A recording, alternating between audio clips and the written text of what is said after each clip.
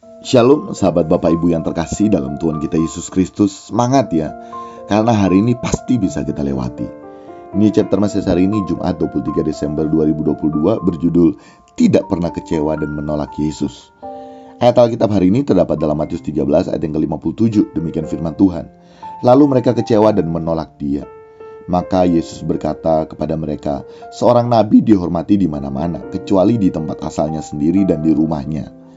Sahabat Bapak Ibu, mengikut Yesus adalah keputusanku, adalah kalimat yang bukan hanya sekedar pengaminan akali yang kita dapat sebutkan dengan sembarangan. Ditambah lagi saat kita mengucapkan kalimat tersebut, kita ternyata masih memiliki agenda-agenda pribadi.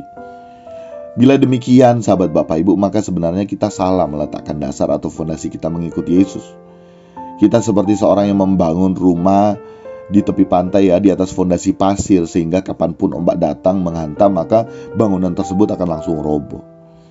Sebenarnya menghayati kalimat mengikut Yesus keputusanku dengan benar, maka sejatinya apapun keadaan kita tidak akan dapat mengubah keputusan kita.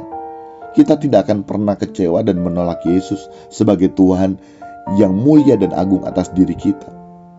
Sehingga dengan demikian pula sejatinya gereja maupun komunitas Kristen harus dengan tegas dan berani menyuarakan kebenaran yang murni dalam pengajaran yang tulus, yang outputnya membawa jiwa-jiwa agar dapat menjadi serupa dengan Yesus.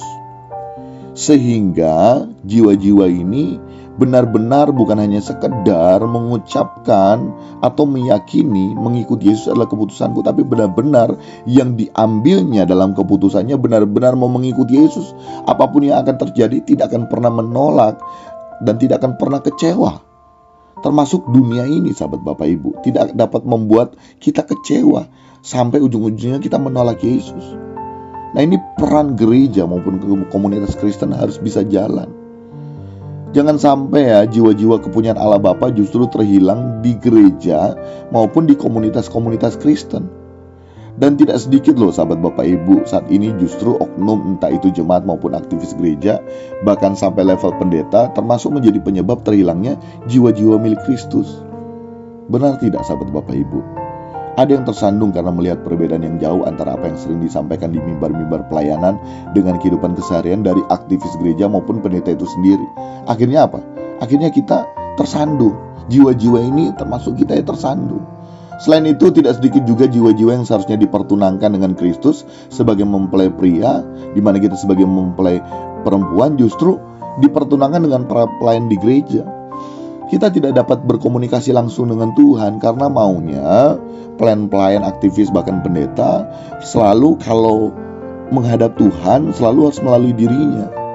Nah, ini bahaya sahabat Bapak Ibu. Selain itu banyak juga jiwa-jiwa milik Kristus dipertunangkan dengan dunia ini dengan embel-embel ikut Tuhan itu semua dipermudah, akan selalu mendapat jalan keluar menurut versinya sendiri ya, akan diberkati dan selalu berbicara berkat itu hal-hal yang bersifat lahiriah dan fana belaka, dan begitu banyak hal lainnya yang oleh karena itu tidak semua dan oleh karena itu tidak sedikit jiwa-jiwa milik Kristus justru terhilang di dalam gereja atau komunitas Kristen itu sendiri.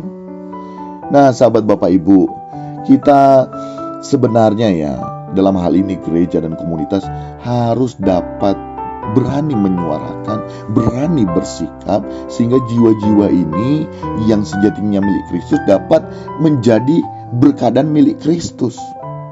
Untuk itu sahabat Bapak Ibu, mari kita dapat membangun pengenalan pribadi dengan Yesus ya.